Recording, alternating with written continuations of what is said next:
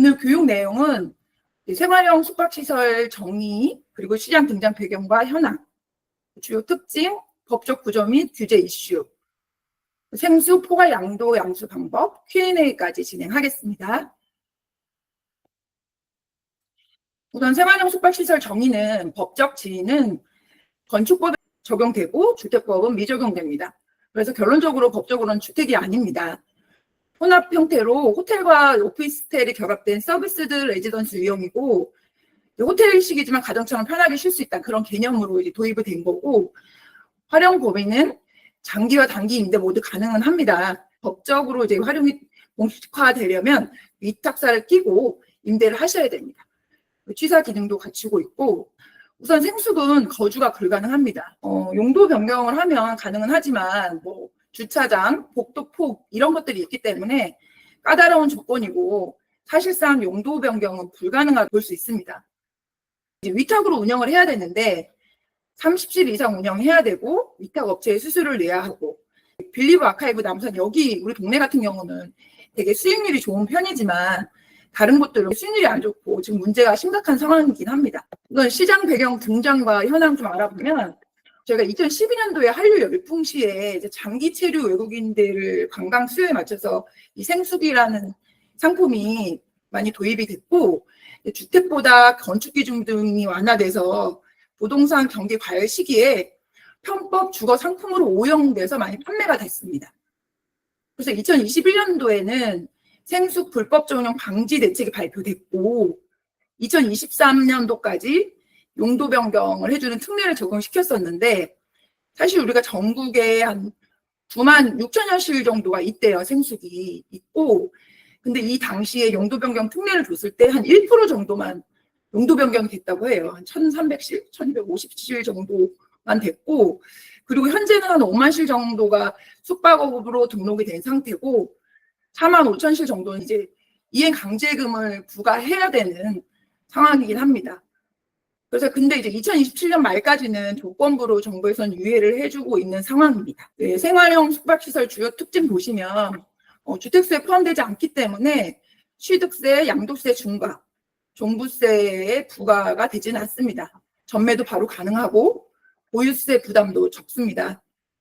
단점은 이제 분양가 상한제 등 이제 아파트보다, 그러니까 분양가 상한제 등 이런 게 적용을 안 되기 때문에 아파트 분양가보다 훨씬 높은 가격으로 책정됐고, 장기 거주자나 전입신고는 안 되는 상황입니다. 담보대출에 어려움이 있고 낮은 전용률도 문제점으로 볼 수 있습니다. 결론적으로 숙박시설 공급 부족으로 인해서요, 개인에게 숙박시설을 소유할 수 있게 해서 공급을 늘리려고 했었는데, 그 당시에 나온 투자한 상품이긴 하지만 변종의 부동산 물건으로 볼 수 있겠습니다.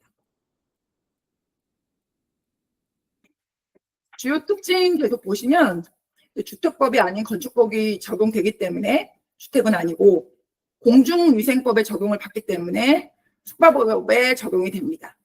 일반 임대사업자로 등록을 해야 되고, 주택임대사업자로는 등록되지 않습니다. 취득세는 4.6%, 중개수수료는 0.9%. 저희가 우리 빌리브 많이 팔면 좋겠죠. 그리고 숙박업 등록을 하지 않고 주거용으로 사용되는 생활형 숙박시설은 매년 공시가격의 10%에 해당하는 이행 강제금이 부과가 됩니다. 공시가격이 10%라고 하면 진짜 크겠죠. 8억이라고 하면 매년 8천만 원씩 내야 되는 상황인데, 이거 안 하는 방향으로 해야 될 것 같습니다. 구조는 이제 전반적인 걸 관리하는 시행사가 있고, 분양업체가 있고, 건물 유지 관리하는 관리업체가 있습니다. 그리고 위탁 운영사에서는 예약하고 객실 청소하고 이런 임무를 수행하게 되고, 객실 운영 수익에서 관리비를 빼고 위탁 수수료까지 빼야 본인들한테 떨어지는 수익률이 되겠습니다. 그리고 생활형 숙박시설 대출에 관련돼서 많이 물어보시는데, 사실 개인 소득이나 신용도에 따라 많이 달라지긴 합니다. 기본적으로 3월 기준으로 현재까지 하는 걸 좀 제가 정리는 해봤고, 1금융권 같은 경우에는 담보가치의 20에서 40% 정도, 특징은 낮은 금리고 1금융권이니까 낮겠죠. 근데 이제 까다로운 대출 심사가 있고, 일부 기관은 생숙 담보 평가 자체를 거부하는 곳도 있습니다. 그리고 2금융권은 이제 담보가치의 40에서 60% 정도까지는 해주긴 하는데, 금리가 상승하겠고, 상대적으로 이제 1금융권보다는 유연한 심사 기준이 있습니다. 하지만 기관별 편차가 크다고 하니까 생수 고객이 있을 때는 여러 곳을 좀 확인할 필요는 있을 것 같습니다. 비은행권 같은 경우에는 최대 70%까지 가능하고 금리가 많이 상승을 할 겁니다. 이제 비금융권이기 때문에. 그래서 그리고 이제 신용도가 평가에 큰 영향을 미치고 후순위 대출로 활용 가능하겠습니다. 법적 구조미 규제 이슈고 법적 지위는 주택법이 아닌 건축법 적용받아서 공중유색관리법이 적용된다. 분양 규제는 청약통장 필요 없다. 임대사업은 주택임대사업자 등록 불가, 일반 임대사업자만 가능합니다. 거주가 제한되는 부분이 있고 전입신고에 30일 이상 거주 시에는 이게 주택으로 간주가 됩니다. 주택으로 간주되면 이제 세금 부분에서 많은 어려움이 있을 수 있죠. 근데 이제 30호실 이상 숙박업으로 등록된 위탁 운영사와 계약 시에는 제외된다고 합니다. 주택으로 보지 않는다는 얘기죠. 그래서 저희가 만약 전입신고가 필요하면 위탁사를 꼭 끼셔야 된다라고 보시면 되겠습니다. 작년 10월에 생활형 숙박시설 지원 방안이 발표가 됐고, 이 발표된 배경은 숙박용이지만 주택수에 포함되지 않고 재매 제한 규제 등도 없어서 주거용으로 잘못 인식되고 불법적으로 사용되었기 때문에 생활형 숙박시설 소유자하고 분양사랑 갈등이 컸습니다.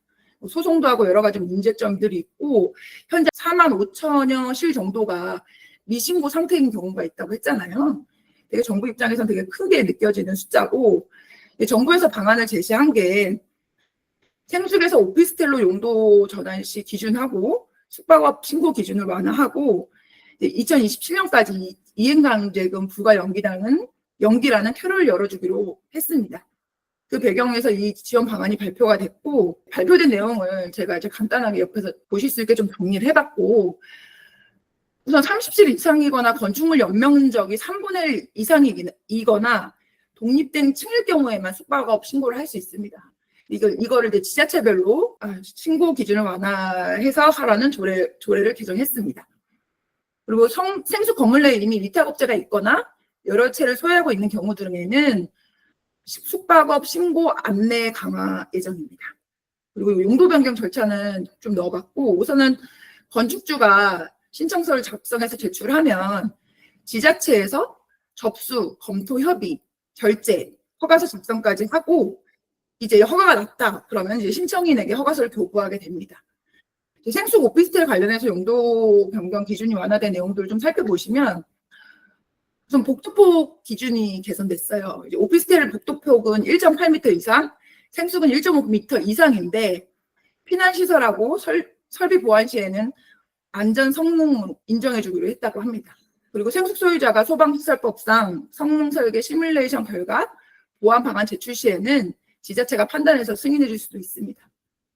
그리고 주차장이 제일 문제였었는데 주차장 기준이 완화됐어요. 생숙, 그러니까 거리가 있는 도보거리에 300m나 600m 이내의 땅을 확보해서 외부 주차장 설치 시에는 용도 변경해 주겠다는 내용이고, 주차장 확보가 불가능하면 이제 주민들이 이제 지자체에 돈을 납부하면 추가 주차장 설치 면제가 가능하다고 합니다. 그리고 지역 여건상 주차장이 필요 없는 경우에는 지자체 조례 개정을 통해서 주차 기준도 완화할 수 있다고 합니다. 지구단위 계획상 오피스텔이 들어올 수 없는 곳들이 있는데 이 부분도 이제 관련 규정을 완화해 줬고요. 그리고 24년도 10월 16일 날 이 방안이 발표가 됐거든요. 이 발표 이전에 건축 허가를 신청한 생숙은 오피스텔 전용 출입구를 설치하고 안에서 재는 암묵치수 적용을 면제해 준다고 합니다. 그리고 생활형 숙박시설 이행 강제금 유예인데요. 25년 9월까지 용도 변경을 신청한 소유자에 한해서는 27년 연말까지 이행 강제금 부과 절차 개시를 유예된다고 해요. 근데 9월까지 숙박업 예비 신청 또는 용도 변경을 신청하지 않은 소유자는 적발 시에 사전 통지하고 1, 2차 시장 명령하고 계고 후에도 반응이 없으면 이행 강제금을 부과한다고 합니다. 향후 계획은 신규 숙박시설 같은 경우에는 숙박업만 허용해 줄 겁니다.